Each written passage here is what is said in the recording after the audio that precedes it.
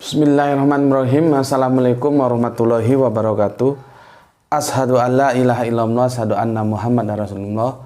Allahumma sholli ala Sayyidina Muhammad wa ala ali Sayyidina Muhammad kama sholaita ala Sayyidina Ibrahim wa ala ali Sayyidina Ibrahim bil alamina innaka Hamidum Majid. Alhamdulillah, kita ketemu lagi, semoga dalam keadaan sehat semua ya. Dan kita lanjutkan kajian kita sekarang seri ketiga ya, seri ketiga. Oke.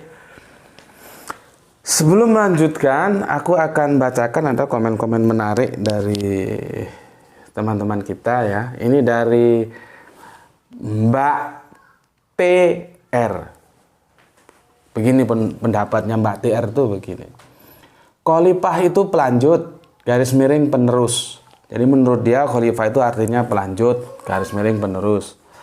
Mohon maaf kalau salah, selanjutnya nyimak Gus. Oke, monggo, enggak apa-apa ya. Berpendapat tuh enggak usah takut-takut, kalau salah nanti kan dibenarkan ya. Jadi menurut Mbak TR, khalifah itu pelanjut atau penerus. Oke, ini menurut pendapat Mas AC ya, AC. Kalau beliau berpendapat begini. Kalau dilihat dalam kamus kata khalifah berasal dari kata kholafa ya'rifu yang artinya pengganti. Konteks ayat Quran surat 2, maksudnya surat Al-Baqarah yang ke-30 menceritakan mengganti makhluk yang sudah ada tetapi masih seperti purba, yang mana makhluk tersebut hampir sama dengan Adam, sehingga Allah menciptakan Adam sebagai khalifah pertama, bukan sebagai manusia pertama. Nah, itu bagus juga ini ya. Jadi kalau menurut Mas AC ini khalifah itu adalah pengganti. Terus apa bedanya pengganti sama pelanjut ya? Dia menggantikan berarti dia melanjutkan. Dia melanjutkan berarti dia menggantikan ya. Ya, tapi semuanya bagus-bagus, aku akomodir ya. Karena itu polisemi, banyak makna. Cuman yang menarik itu di sini. Sudah ada tetapi masih purba. Maksudnya makhluknya itu ya. Jadi begini ya, dari mana aku ulangi. Konteks ayat Quran surat 230 menceritakan menggantikan makhluk yang sudah ada, tetapi masih seperti purba, yang mana makhluk tersebut hampir sama dengan Adam. Ya, bagus ini pendapat ini, banyak juga yang pendapat seperti ini ya. Jadi sebelum Adam ada makhluk purba, sehingga Allah menciptakan Adam sebagai khalifah pertama, bukan sebagai manusia pertama gitu. Berarti makhluk purba itu bisa disebut manusia bukan ya? Ini ya menarik ini, menurut sains memang dimungkinkan seperti ini ya. Dimungkinkan. Jadi dia bilang Adam ya, Allah menciptakan Adam sebagai khalifah pertama, bukan sebagai manusia pertama gitu ya. Menarik. Cuman ada satu yang nggak tahu nonton video itu diperhatikan apa enggak gitu loh. Khalifah itu dijadikan ya, zailun, bukan holakoh. Sudah dijelaskan gitu dari kemarin kok masih dablek kayak raro. Siapa bilang Allah itu menciptakan Adam sebagai khalifah? Ini aku kadang-kadang heran sama kalian tuh, kalau belajar itu nggak serius tuh apa ya. Belajar itu yang serius. Teksnya jelas gitu. Aku hendak menjadikan, dia pakai jailun bukan holako. Kalau holako itu menciptakan. Jadi kok bisa ngomong Allah menciptakan Adam sebagai khalifah? Kapan? Sudah diingatkan berkali-kali, harus kritis kok menciptakan. Allah tidak pernah menciptakan Adam sebagai khalifah. Allah menjadikan, teksnya itu pakai zailun bukan holako. Ini efek nonton nggak diperhatikan itu. Sorry ya, aku gini supaya kamu itu pinter, serius. Jangan main-main. Oke. Ini ada lagi pendapat begini. Ini bagus ini pendapatnya. Ini lewat WA dia. Assalamualaikum warahmatullahi wabarakatuh. Pak, menyimak kajian hidup ketentuan atau pilihan seri 2 khusus pembahasan Al-Baqarah ayat 30 bahwa alternatif makna dari hamdun kemungkinan bisa isim fa'il. Maksudnya isim fa'il itu pelaku ya. Dengan arti penyanjung atau yang menyanjung.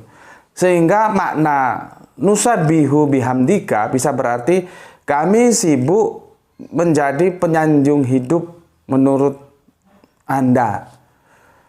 Tidak apa-apa, aku setuju ini. Cuman ini kan belum selesai itu. Wanukat disunya mau kemana itu?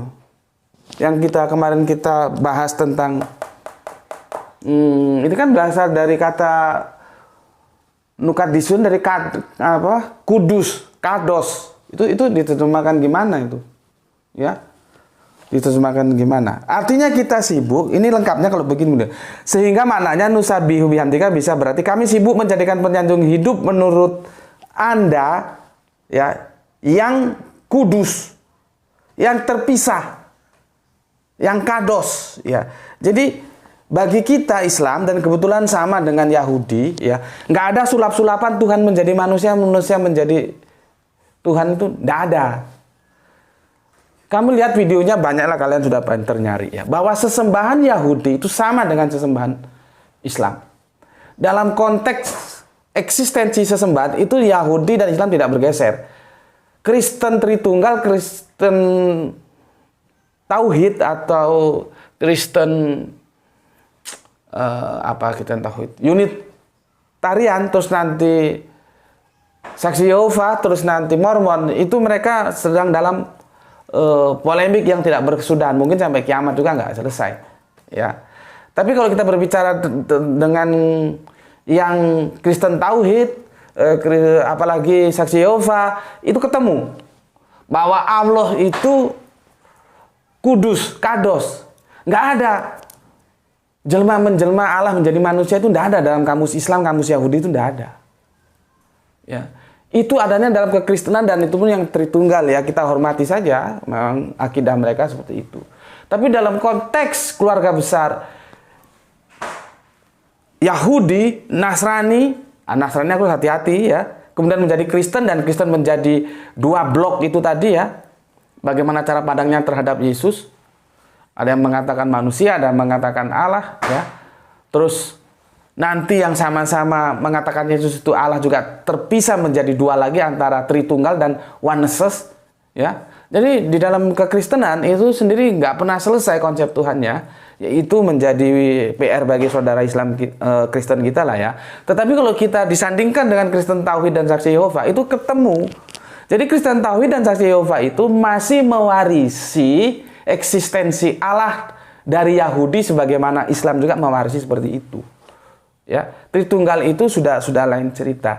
Tapi ya sudahlah, kita hormati kalau begitu ya. Intinya yang perlu aku sampaikan ke kalian, kata kados atau kudus ya, itu membuktikan bahwa Allah itu terpisah.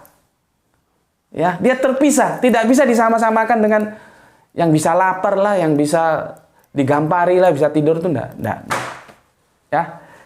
Itu yang sudah kita bicarakan kemarin. Berikutnya yang belum selesai ya, itu yang di surat 35 ya. Yang di surat 34 itu kan disebut iblis itu yang penggodanya. Nanti di surat 36-nya itu disebut syaitan. Kalian harusnya sudah tahu ya. Dan kono cok ndablek tak kandani, lihat video yang lalu itu. Ini kesatuan. Ya. Jangan kamu nonton ini yang disarankan yang kawan tidak kamu nonton lolak-lolok kon, nggak ngerti ya. Kalau aku bilang coba di review, itu di review, diikuti. Supaya kerangka berbegina kamu ngerti nanti. Karena dengan adanya orang masih menganggap bahwa surga dan jadi gini, anggapan umum itu masih ada di viewer ini. Ini surga, ini Adam di sini, ini surga. Nah, nanti ini dunia gitu. Di sini berbuat dosa lalu diturunkan ke sini. Ini menunjukkan dia masih belum paham terhadap kajian-kajian yang telah aku ulas. Padahal aku sudah kasih saran, lihat dulu video yang aku recommended kemarin. Supaya paham ini, kalau ngaji sama aku paham ini nggak ada. Salah. Ada orang lain berpaham bahwa Adam diciptakan di surga sini, terus melakukan kesalahan, terus diturunkan ke dunia, yaitu aku hormati. Tapi aku tidak dalam paham itu nggak ada dalam kamus logika yang aku bangun. Karena apa? Ini juga bisa surga, baiti janati, meskipun ini ngontrak sempit, buku nggak teratur, semua barang masih berserakan. Tapi bagi aku ini surga, baiti janati, rumahku surgaku. Jadi kalau kita berbicara surga, berbicara jannah, jangan terus kamu anggap, kan aku sudah berkali-kali bilang, surga itu tempat atau rasa sih? Gitu. Jadi pemahaman seperti ini kalau masih dipegang, dia belum mengikuti kajianku. Jangan dibayangkan ini surga, di sini dibikin, ini tempat, ini lokusnya sendiri gitu. Enggak, Adam itu diciptakannya di bumi ini. Adam disuruh membangun surga di bumi bersama pasangannya. Kemarin sudah dijelaskan, bukan istrinya. Bukan, Dam ini surga kamu masuk, kok enak men? Bukan begitu. Kok enak men, tiba-tiba belum berjuang suruh masuk surga. Tidur-tidur gitu. Bukan begitu. Justru disuruh berjuang Adam dan pengikutnya untuk membangun surga di bumi ini. Ya, oke. Nah, sekarang ini itu kemarin sudah aku jelaskan. Tolong diperhatikan lagi, ya. Tolong diperhatikan lagi. Terus sekarang kan begini nih. Di 35-nya ini, kami berfirman, hai Adam, diam. Ini aku ikut depak, tapi aku menurut aku aja dulu biar nggak kacau. Ini depak kita abaikan dulu. Dan kami berfirman, hai Adam, bangunlah surga di bumi ini bersama pasanganmu, gitu loh. Jadi Adam disuruh membangun surga, ya. Dan nikmatilah atau di sini makanlah makanan-makanan yang banyak lagi baik di mana saja kamu sukai. Ya. Dan ingat, ada larangannya, ada perintahnya, ada larangannya. Dan janganlah kamu dekati pohon ini yang menyebabkan kamu termasuk orang-orang yang zalim. Ada dua kata yang harus kamu perhatikan di situ. Ini nggak bisa sembarangan ngaji ini, ya. Kata makanan, kata pohon, apa gue? Surat Al-Maidah itu kamu kira makanan dari langit itu rawon turun, gulai turun. Itu kan kalau kita orang Indonesia ya. Mungkin kalau orang Bani Israel sana minta makanan dari langit, dari surga, apa dari surga apa di langit itu. Terus turun roti jelai. Begitu. Iya, begitu. Berpikirmu seperti ini, ya. Kamu dan pasanganmu ini, dan makanlah makanan-makanannya yang banyak lagi baik. Ini kamu kira makanan ngisi wetengmu kuwi ta? Iya, untuk ngisi perutmu itu. Makananmu itu. Terus orang makan pohon. Gimana orang makan pohon? Ya. Dan janganlah kamu dekati pohon ini yang menyebabkan kamu termasuk orang-orang yang zalim. Lalu kemudian keduanya tergelincir, 36 ya. Aku lanjutkan supaya kamu ngerti. Tergelincir oleh syaitan dari surga itu dan dikeluarkan dari keadaan semula. Dan kamu berfirman turunlah. Dan kami berfirman turunlah kamu, ya, sebagian kamu menjadi musuh bagi yang lain, dan bagi kamu ada tempat kediaman di bumi dan kesenangan hidup sampai waktu yang ditentukan. Jadi ini juga menjelaskan nggak ada. Sudahlah. Orang hidup di langit itu tidak ada. Ini disampaikan di sini.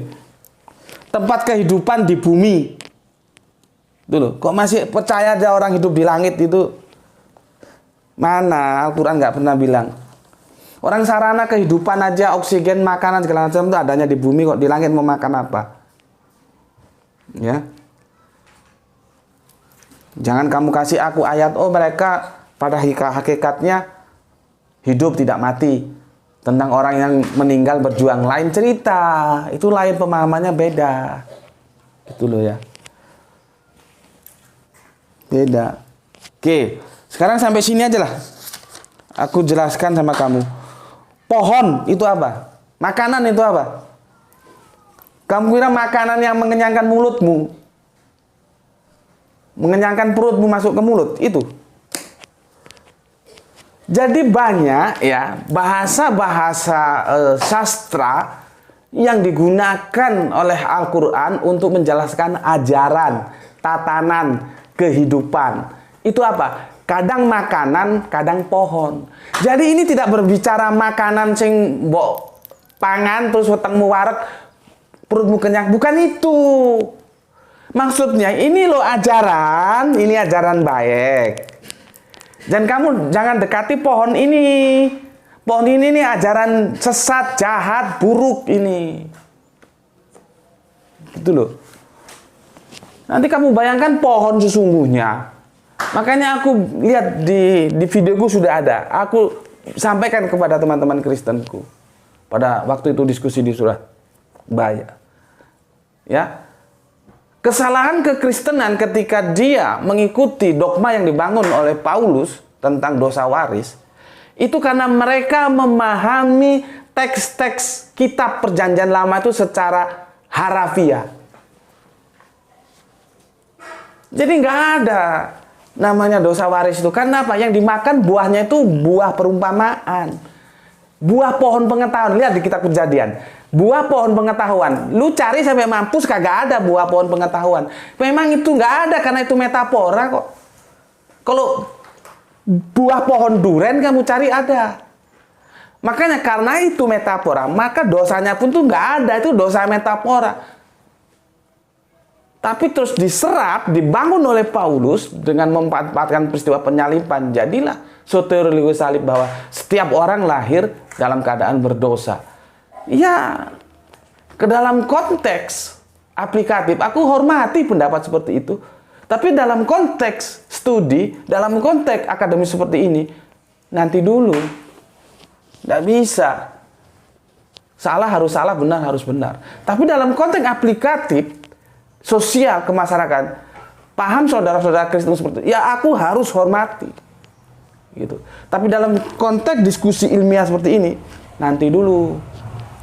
Gitu ya. Oke, sekarang aku jelaskan tentang pohon. Ini mauku ini satu seri ini selesai, ya, karena sudah 3 seri ini, tapi ya nggak tahu lah. Pohon itu di 35 ya, di 35. Sebentar, pakai kacamata dulu. Iya ya.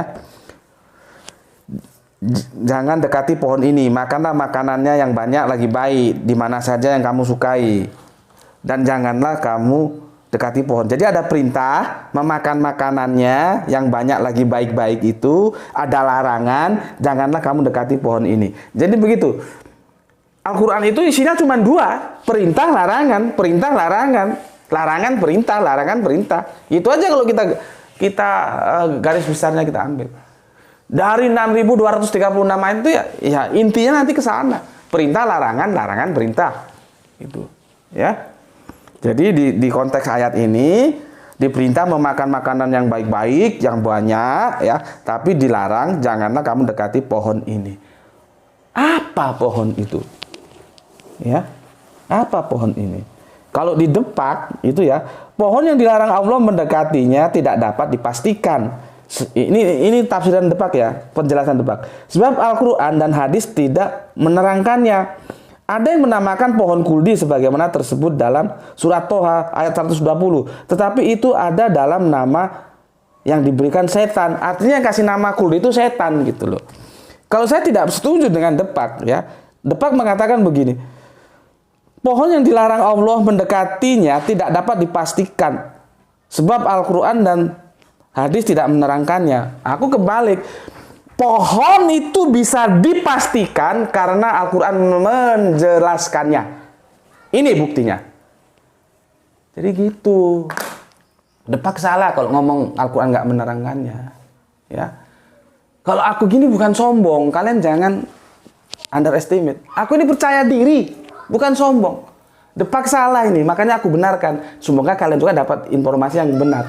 Tentang pohon itu dijelaskan oleh Al-Quran, bukan tidak dijelaskan.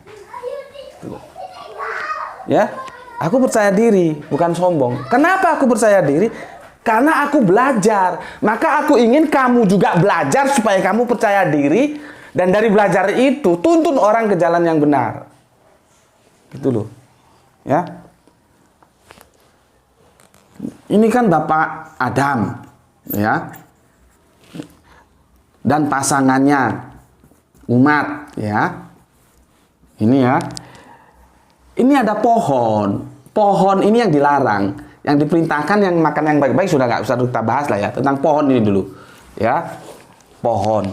Ini jangan seperti bagaimana cara teman-teman Kristen memahami pohon pengetahuan dikirain pohon beneran, enggak. Ini bukan tekstual. Ya, ini kontekstual. Ini bukan harafiah tapi metafora. Ini ya. Ini ada dua pemahaman, metafora atau harafiah. Masih nampak, Le? Kebanyakan kalian memahami ini selesai harafiah. Sebagaimana teman-teman Kristen memahami harafiah. Tidak, pohon ini metafora.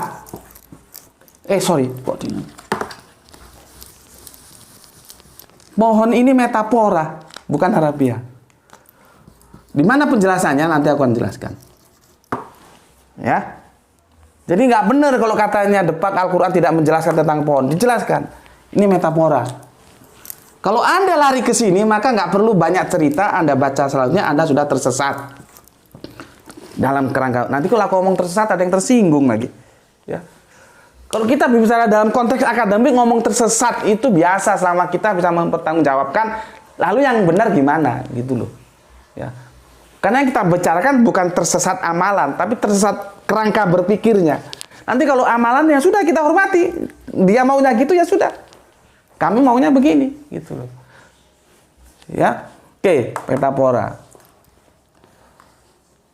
Sekarang ini aku jawab, aku bahas sekilas ya, asal kalian tahu aja. Nanti kalau mau dibahas secara khusus itu panjang. Nanti kalau ada waktu kita bikin videonya.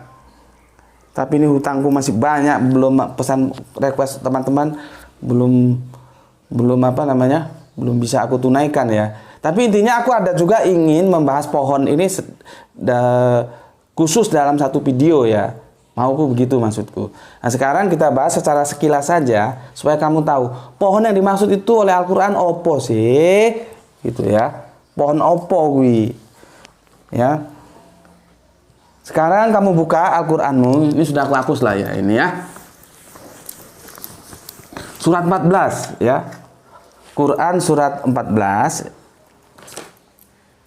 Quran surat Ibrahim ya, surat 14, nomornya itu 24 sampai 27 ya. Ini ya tentang Ibrahim ya, surat 14 nomornya 24 sampai, baca kamu di bukumu itu ya. Lihat ini, aku buktikan bahwa Al-Quran menjelaskan tentang pohon itu. Ya, Bismillahirrahmanirrahim. Yang 24. Tidakkah kamu memperhatikan bagaimana Allah telah membuat perumpamaan? Telingamu buka, ya, otakmu buka, jelas kamu. Ulangi. Tidakkah kamu memperhatikan bagaimana Allah telah membuat perumpamaan? Apa yang diumpamakan? Kalimat yang baik seperti pohon yang baik. Akarnya kuat dan cabangnya menjulang ke langit. Nanti ini, tentang ini nanti ada kajian khusus ini ya. Yang penting kamu tahu bahwa kata pohon itu adalah perumpamaan. Dan Allah sendiri yang bilang. Itu loh. Ya, aku ulangi. Tidakkah kamu memperhatikan bagaimana Allah telah membuat perumpamaan kalimat yang baik seperti pohon yang baik. Akarnya kuat dan cabangnya menjulang ke langit. Jadi kalimat yang baik itu pohon yang baik. Ya. Pohon itu menghasilkan buahnya pada setiap waktu dengan seizin Tuhannya. Dan Allah membuat perumpamaan itu untuk manusia agar mereka selalu ingat. 26. Dan perumpamaan kalimat yang buruk seperti pohon yang buruk yang telah dicabut akar-akarnya dari permukaan bumi, tidak dapat tegak sedikit pun. Ya. Nomor 27. Allah meneguhkan orang yang beriman dengan ucapan yang teguh di dunia dan di akhirat, dan Allah menyesatkan orang-orang yang zalim, dan Allah berbuat apa yang dikehendakinya. Nanti tentang Allah menyesatkan ini juga kajian tersendiri nih. Banyak yang perlu kita kaji. Kan berpikir, lah kalau Allah yang menyesatkan, orang mau berupaya seperti apa aja ya mampus, orang sudah disesatkan Allah. Siapa bisa mau bikin selamat? Kan logika bertanya kan begitu. Tapi itu kita lalui dulu, nanti kita kaji tersendiri ya. Intinya bahwa kalimat yang baik itu gini ya. Kalimat yang baik itu diumpamakan dengan pohon yang baik. Ya, kalimat yang buruk itu diumpamakan dengan pohon yang buruk juga. Ini baik. Ya. Jadi, ya, kalau berbicara tentang pohon itu tentang kalimah.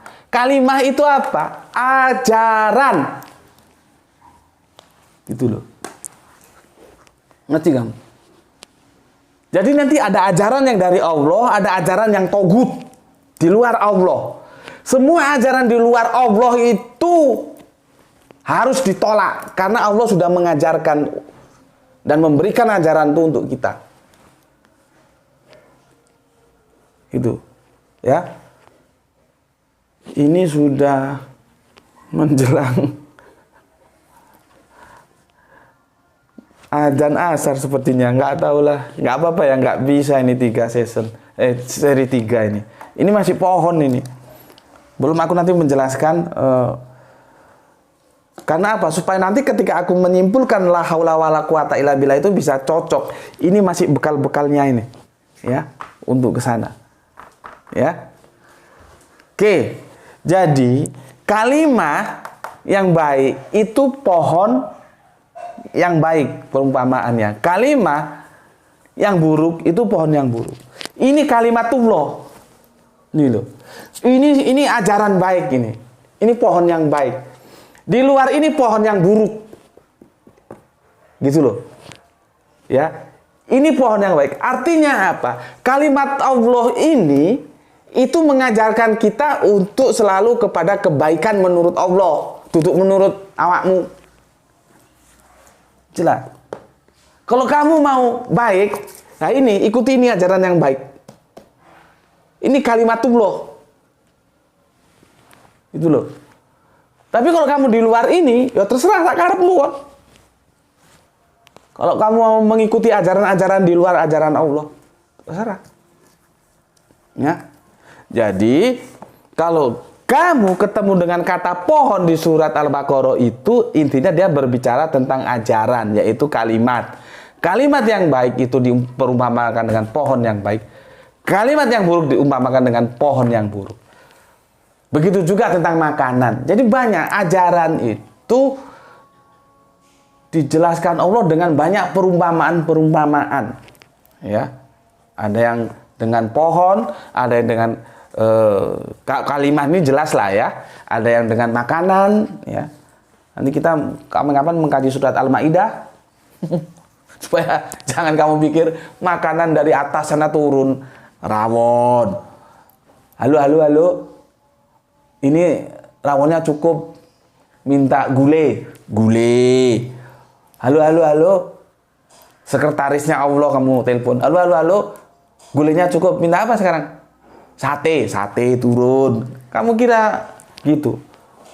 Ya, kalau orientasinya orang Jawa bilang orientasi badokan yang ngono kuwi.